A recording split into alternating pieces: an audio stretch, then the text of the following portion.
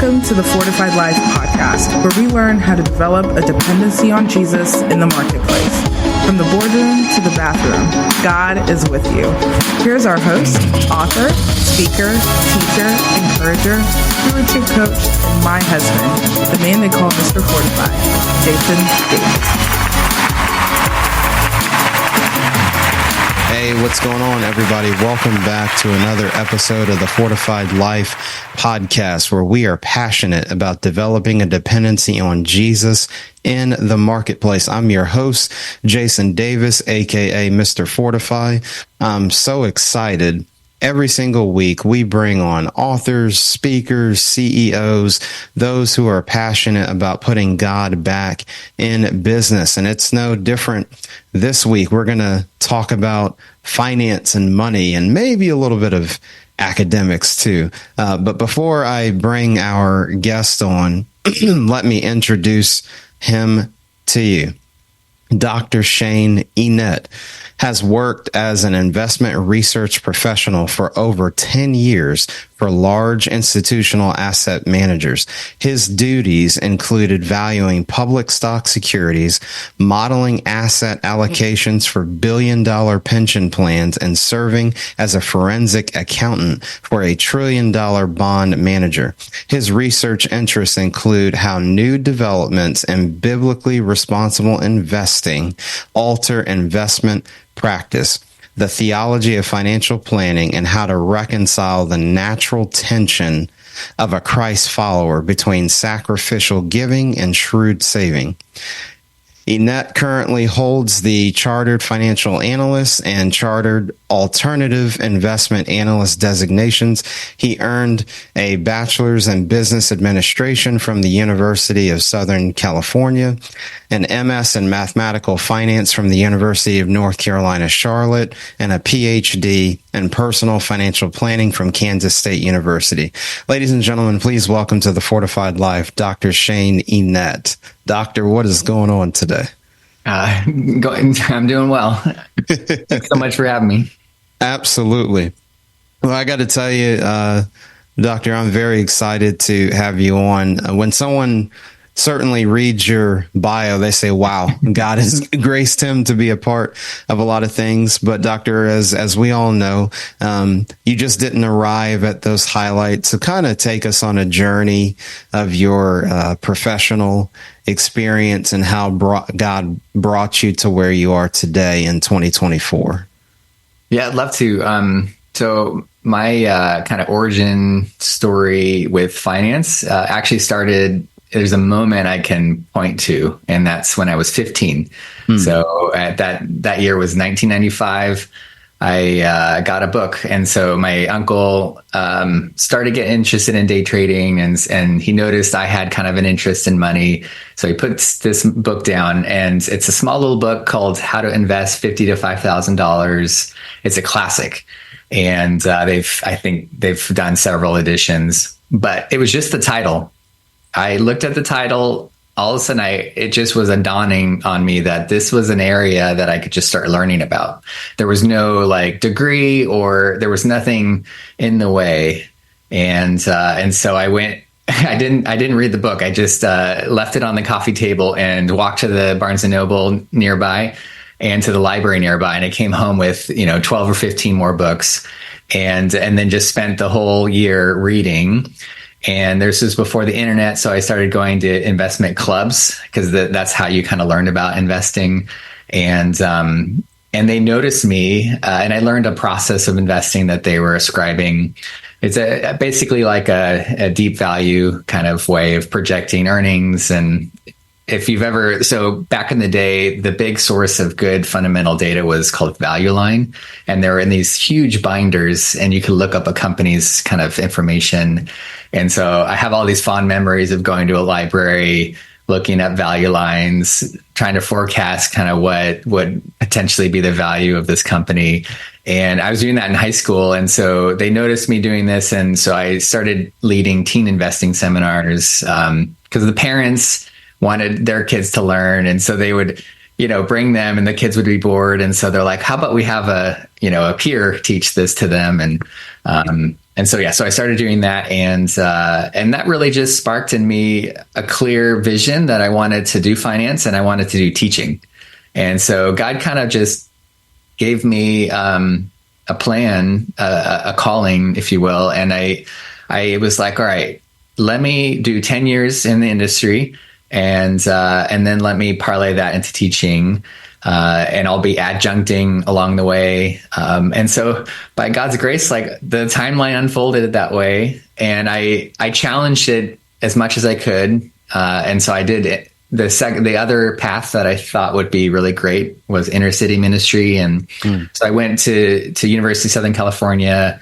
I know for you, USC means something different, but for me, it's USC in LA. And I chose that school because I love LA. And I wanted to be near kind of a great area of need, and it's in an inner city. And so I worked in Skid Row and worked all along South Central. And really I was in the middle of a summer working in the inner city, and I was passing through the financial district, and I'd been interning as well in financial firms. And I still remember that moment where I was, kind of tired from the day, but it was a fine day. But I saw this like 20-year-old, he was passing out of a, investment bank kind of setting. And I saw him, and my heart kind of leapt out. And it was a weird feeling, but it was like, that's my first love, and it was just like this, it was just like a really innocent, like, that's what I love. Like, that's where I need to be, even though I really do enjoy working in the inner city, and there's such a great need. But there's also a need, to be light in the marketplace, in particular finance. And so that just gave me confirmation. Let's just keep moving with this calling. And so I did finance undergrad, interned every year, went out into the buy side, as they say, which is institutional money that's there. So there's no sales or prospecting, because I didn't want to, I'm not really a salesperson. And it's great. I try and give my students both options. Do you want to be on the buy side or the sales side? And so anyway, so I launched into the buy side and valued insurance companies, mainly Japanese and European, and then got to go transition into asset allocation with consulting groups that would manage pensions. And, I had fun clients like Screenwriters Guild and we, who else? I had CalSTRS, which is the large pension of all the teachers in California. And we were on big teams, and my sister is a California teacher. And so I got to threaten her that I would ruin her retirement, if she didn't do what I wanted. But anyway, and then, just was transitioning into academia. I got my master's, and I did a master's in something more technical, because I was valuing all these companies with these crazy balance sheets, and they had all these derivatives that, financial derivatives are what ruined the economy in 2008. And I wanted to learn more about it. And so there was a whole master's on that. And I remember my boss, he was like, why are you going to go learn about what everyone hates, And I'm like, well, good to learn, and I love the learning. And so then, just all this while my whole mission was, I want to learn and I want to figure out how to build a bridge, because right now, all of the learning in investing and finance, it's like completely disjointed or separate from faith and the language around, as you kind of said, with this idea of, how did you put it, with radical surrender, or no, sacrificial, can't remember in your intro.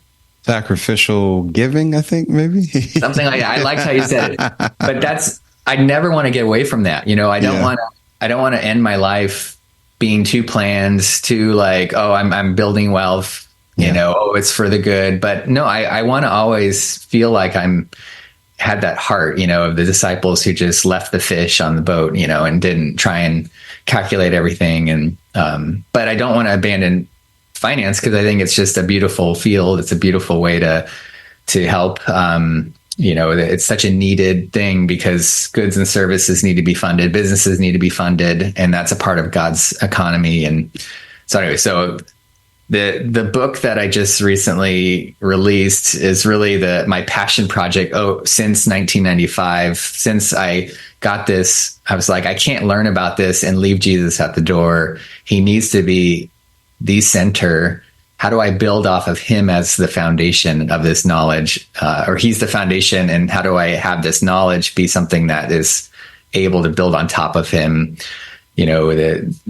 Peter says, like, I think it's Peter, or is it Paul? No, Paul, sorry.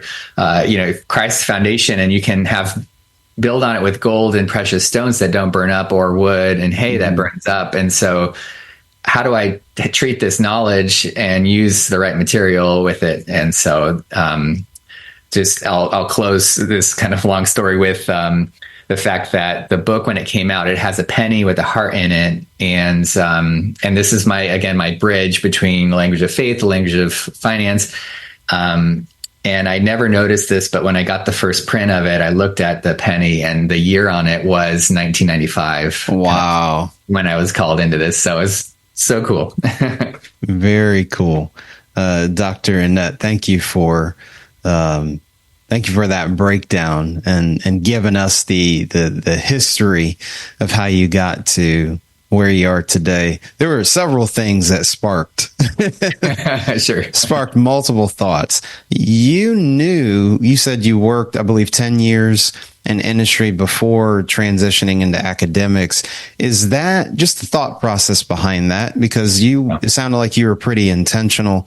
Is that a way to transition into academia? You said, okay, let me do industry, and then I'll have about a decade of experience. Let me go that way. Just curious, is that how it happens for a lot of people, or are there kind of different ways to transition into the academic world? Yeah, there's two paths. So first, there's two types of universities. Mm-hmm. There's what they call an R1, a Research 1 university, and there's a teaching university. Got it. So you have to kind of first decide what kind of university you want to be a part of. So if you want to do an R1, which is any major school you've heard of, University of Georgia, over here, UCLA, USC, those are all R1 schools. Then you can't. It's rare that you would be able to be a professional and then jump in. That's just not as common. Usually the path there is to, you get your undergrad, then your grad, then your PhD, and the PhD better be a really good school. And then the publications is everything. So it's publish or perish. So you have to be publishing in really good places.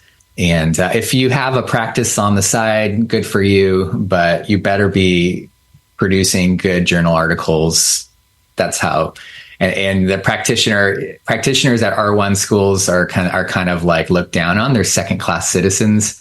They usually don't get tenure. They're kind of like contract workers, and occasionally a professor of practice, as they call them, can kind of rise and get security and be treated like, a true faculty member. But in general, it's the publications, and this is all changing. I'm giving you kind of the culture for most of the history of our academics. Things are changing because schools aren't getting enough funding, and so they can't just have these cush faculty members who've gotten tenure, and everything's been based on journal articles. So that's that route I didn't want to ever go.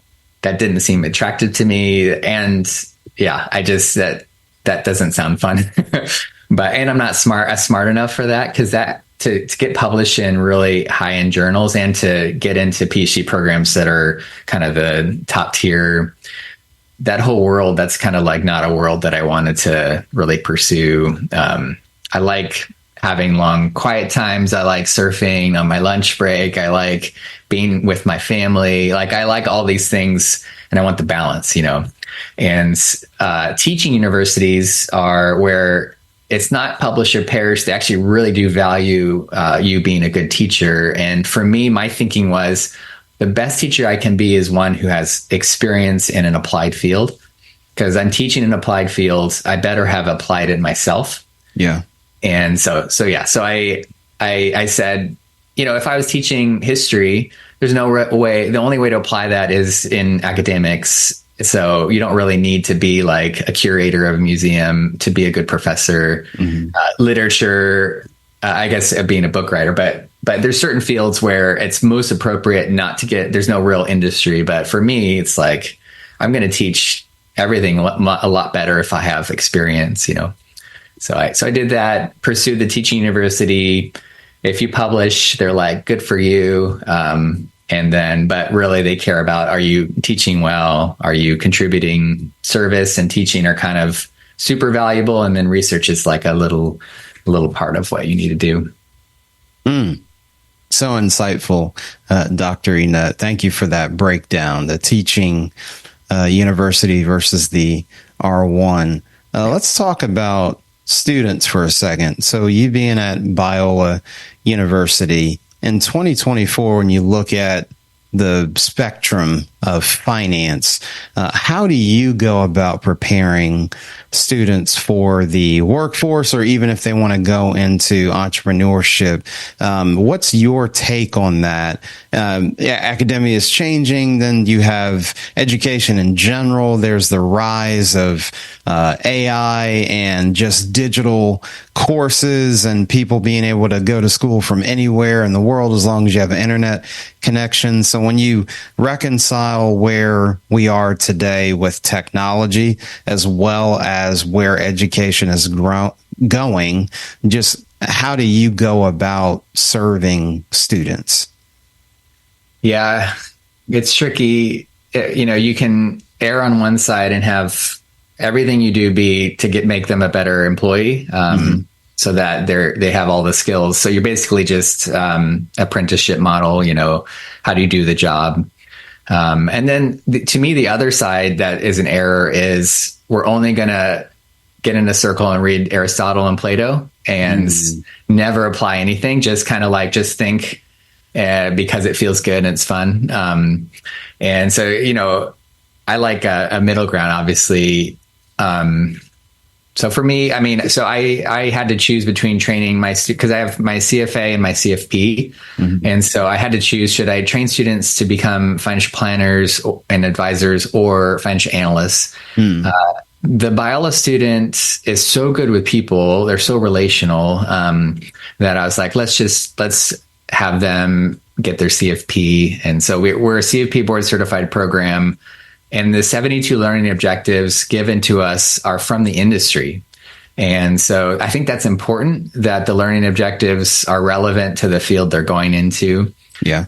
And so I focus on, getting them out there with networking events and building financial empathy skills, because the value proposition for money now is going beyond what a robot can do, what a robo-advisor, what all these programs now can do, investments really well, retirement planning really well, tax planning really well, insurance planning really well. And estate planning is on its way to being commodified as well. So no one wants to get all these reports from a robot. They want someone to live life with, and that then goes to empathy, goes to financial facilitation, being a good active listener, all those kind of soft skills. So we have a financial coaching center that I've been growing. And then we also have a student investment fund so they can manage money. Because if they're going to manage real money and they have $250,000 that they manage, they need to start working through the emotions of that in a safe space than when you get launched out. And they're going to meet in front of the board, and it's like they need to kind of sense the consequences of managing real money. So those life skills, those connecting to people, getting learning objectives from the industry, that's kind of my philosophy. But if that was all I did, I'd feel like a failure, because learning needs to be a whole person. And so thankfully at a place like Biola, they all are getting a minor in Bible. So they're all having Bible classes with seminary professors. They're all doing chapel. They're going on all these important kind of trips, and they're all connecting with each other. There's all these conferences. So it's that's helping to form a community and a place where they can kind of explore their faith. I can't do that. Like, I mean, I biblically integrate. I try and make sure that they see the unity of truth, that everything they learn has Christ as the center, including investment. My retirement planning class, I call the Lord of the Retirement. That's good. And they're Frodo, and I mimic his journey. And so, like, for example, Bree is the first stop, and that represents Social Security and Medicare, where you think you're safe. And, because Bree, if for those that don't know, it's this first stopping point, and it's this hotel with a wall, but these, evil, the dark riders that are following them, they just get in and they try and kill them. And so Social Security is kind of this false sense of security. And it's good. It's a shelter, but it's also dangerous. You got to keep journeying on. And the ring is accumulation, and it's something you manage, but you have to fear it and conquer it in order to have it not overtake you. And so those are kind of like, it's important for me to kind of make sure that they don't just learn accumulation without seeing the positives and negatives of it. And we should all fear it for sure. Very cool. Dr. Enete, you caused me to want to enroll in one of your classes today. We're talking about Lord of the Rings and finance. That seems pretty cool to me. It was fun. Dr. Enete, when you were talking about your experience, you talked about how your work with evaluating pension plans, and just in your experience where we are today, not a lot of companies offer them. That's kind of the old way of retirement. There's a lot more focus on company sponsored plans, or the whole, DIY, do it yourself, as long as you have tools. And then you mentioned the robo advisors. So just your thoughts on pension plans today in 2024, and will we continue to see that trend of pensions going away, and what even makes a good pension for those who still have it? How can they either personally or work with a professional to say, hey, this is a good pension plan, and at least I can look forward to that later on in life? Pension's a beautiful thing, but it's a not sustainable thing. And so the 401k, so most pensions, they recognize that they have promises that they can't keep, so they're underfunded. And so then they transition to a 401k, which doesn't give any promise. There is a promise of contributing into it and matching kind of what the employee will do. And so, historically, you've actually gained more wealth through 401ks than pensions. Because, there's no ceiling, the sky's the limit. So if the stock market is well, then you actually gain more wealth. But pensions I'm a risk averse person. If I was in a pension system, I would be a very happy person.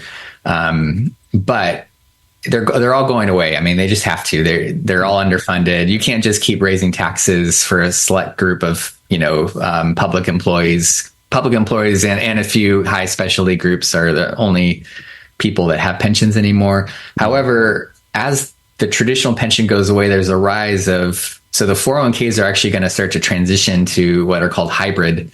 And a hybrid is featured in Australia. There's actually a good amount of hybrid plans starting up in America, and they're just so cool. They're the way, so they provide a floor promise and then limited upside. And it's just like, it's the best of both worlds, in my opinion. So you don't get an underfunded pension as much because they're not promising you, 85% of your salary for the rest of your life, but they are promising you a guaranteed rate of return, guaranteed minimum payment, and then they're letting you experience the upside. And all of that will help mitigate any kind of liability so they can fulfill their promise. Companies are not quite as on the hook if there's a stock market crash. So anyway, I just think it's such a mistake for people to have to figure out how to manage their money in a market when they have no training. You're 22 and you're an engineer, and they're like, here's this 401k, go ahead and invest it, and they have no idea. No one has any idea. And right. It needs to be professionally managed. And so, And so, yeah, so I think it's such a mistake to do the 401k and just like let everyone flounder. And the studies all show people do really bad. And so anyway, the hybrid plan is kind of, to me, I'm hoping will rise and be something at least a little bit where people feel a little more sense of security, plus the neat benefit of an upside. Very cool. Thank you for that breakdown and giving us a snapshot of what to expect in the future. Hybrid plan. So folks, make sure you maybe earmark, put the doggy ears on your notes there. Dr. Enete, perhaps the thing we've been building to is to your book, Whole Heart Finance. That's your latest work. So talk to us about Whole Heart Finances, a Jesus-centered guide to managing your money with joy. What is the kind of the central message that you want readers to know in the book? And what was the inspiration for writing it as well? Yeah, really, the inspiration came at age 15. I went through all these books, and I'm like, and I was passionate about my relationship with Jesus at that point, and I'm like, I can't learn this and not grow closer to Christ. Like, there's no purpose in learning anything if you don't worship the Lord. And I felt like the learning of these things, there's a big hole. Like, I didn't know how to reconcile growing things over time, growing money over time, and a radical surrender to the lordship of Jesus. And so I kept looking and looking. I'm like, all right, well, I think I have to make that book. I think I need to do it. And there's good books, but it's just I want people to, as they learn about money, to grow closer to Jesus and not farther away. Yeah, I want people to be able to have a sense of financial planning and investing and saving. All are tools that help facilitate a greater level of giving over your whole life. And Paul talks about this in 2 Corinthians, where he's like, giving is an act of grace and you benefit from it. And it's largely because it connects us to the gospel over and over again. Yeah. And is there some way we can give more? Well, there is. A planned person who plans to give will give more than someone who doesn't plan to give. And one of the coolest tools to help sustain higher levels of giving is, these saving reservoirs, these, credit management plans, these spending plans and budgeting tools. Like, all of that can work together to create kind of this real solid foundation, this financial resilience that avoids debt, has good margin, that then sustains a higher level of giving, which then lets you draw near to Christ like in an incredible way. There's this great purpose, and you're imaging Christ to the world through your giving lifestyle that is elevated now because of what you've learned about money. So that's kind of the heart of the book. I love it. Dr. Enete, I have my own copy, so I'm just letting you know I have it. And I love how you broke down the book into 4 parts. Bring your whole heart, invite Jesus in. Part 2, spend with your whole heart, guard your whole heart, save with your whole heart. Just how did that kind of outline come to you? Because I love how it seems like it builds on the foundation. They build on each other. So the beginning is just getting Christ. Most people assume if they're honest with Jesus about money, he doesn't like money. And so he's going to say, all right, I'm so glad you're honest with me right now. Go ahead and get rid of it. It's a little bit dirty. And it's a Gnostic view. It's this idea of the spiritual and the carnal being totally separate. Material world is bad. And so the first part is, how do we see Jesus as physical and see the material world as redeemable, see money as a tool that can draw us near, that we care about deeply in our hearts. And so for us to deny that is to be fractured in our hearts. And for us to get, let's say you get married and then you don't talk about money with your spouse, that's fracturing the relationship. And then I walk through the most dangerous question a Christian could ask, which is, should I give all of my money away? And because my daughter has this wonderful story where she gave all of her money away in response to a gospel story And so then I'm just like, is that the pure way of being Christian, is to give all your money away? And so just kind of walking through, the ending conclusion is that it's all grace. And so when you approach things with grace and in a relational way, then it's not necessarily about your behavior that makes you right with God. It's more about your trust and your love, and recognizing God's, love for us that goes way beyond our behavior. And we can't make God love us more. And that frees us then to kind of think better about money. And so he won't love us more if we give everything away. He won't love us more if we, hoard. And so then it's just a matter of moving forward with his calling and seeing the mission he's given us. And then I walk towards Paul and how he says, hey, this isn't about some rule or law. This is about, see if you can excel in it. That's going to look different for everyone. So I wanted to kind of get the theology around money first. And then the first step in any kind of financial training is to spend less than you earn, and that's kind of to get organized with money, to recognize with gratitude how God's providing everything through what I call establishing financial gratitude journals, which is just basic tracking habits that you can be successful in using an app or paper.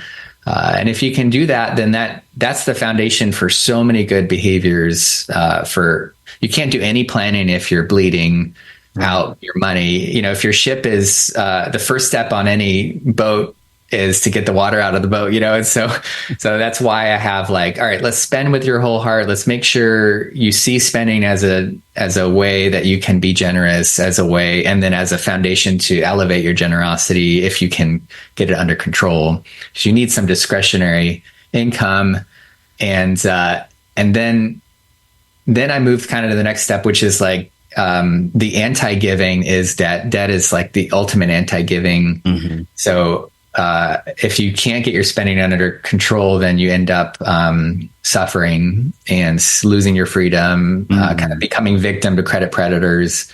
And so walking through proper use of credit, proper ways of thinking. And a huge mistake people make is they think of credit as borrowing. But credit is someone willing to borrow, not necessarily actually borrowing. And having good credit, you don't actually have to borrow any money. And so there's steps that people can make that create this, again, a more margin, more resilience that then leads towards more generosity. And then finally, then once everything's stable, you're avoiding debt, you have a spending plan, your spending is under control, you're worshiping the Lord, you're seeking to be generous.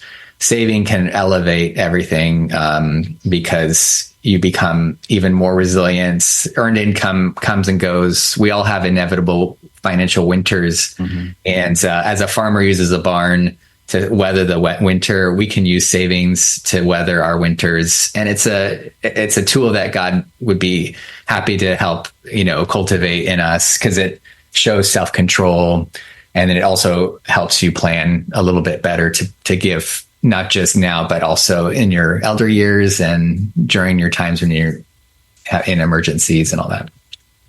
So good, Dr. Enete. Folks, this is why you need to go out and get your own copy. Where can people go and purchase the book? I'm sure you've got their mouth watering now. They're ready to dive in. So Amazon and Tyndale, also it's on their site, but Amazon's usually the easiest. And there's a Spanish translation coming out in October if you want to read it in Espanol. And so, but yeah.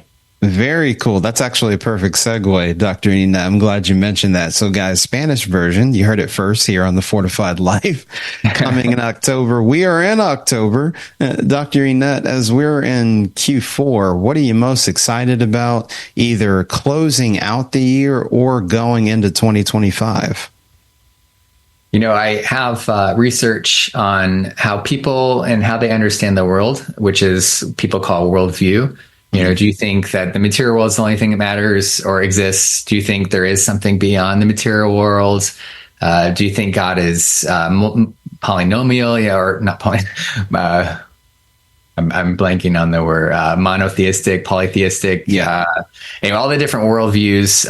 I've been studying how that impacts your saving behavior, your spending behavior, how financial planners can have spiritual conversations about worldviews, because everyone has one. And this year I'm going to be researching how people's giving is impacted by their worldview, and I have a lot of good data on people's worldview and their giving behavior. And so I'd love to know if someone is, let's say, postmodern, where everything is a meta narrative, nothing exists outside of there's multiple versions of yourself, because there's all sorts of, they take quantum physics very, very literally. And so like, how does that person give? How do they think about giving compared to, let's say, a Buddhist or a Christian or an existentialist or an atheist? So it's going to be really fun just to kind of flesh that out and see what are the practical working outs of people's belief and then how they deal with money. Very cool. That sounds like a riveting write-up. Lots of perspective there. Dr. Enete, I just want to thank you for taking time out to come on the show. You have blessed us. You've given us wisdom. You've broken down the book. Folks, this is an episode you're going to want to come back and listen to this one. We'll have all of Dr.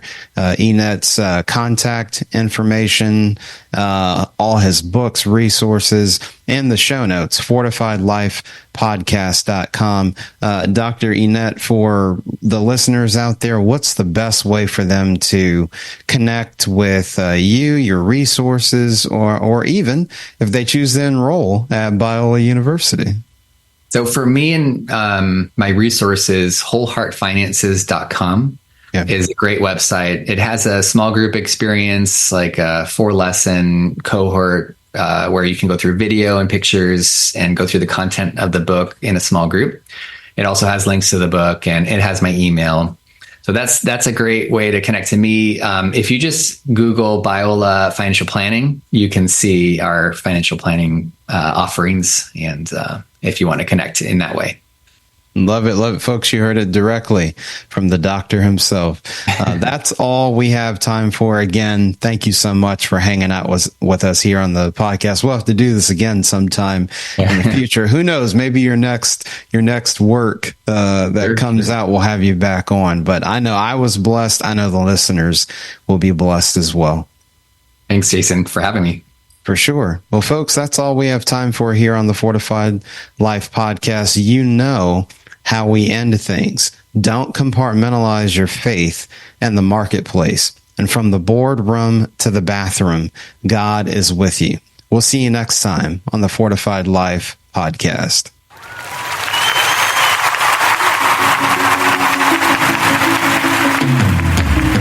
Thank you for listening to the Fortified Life podcast.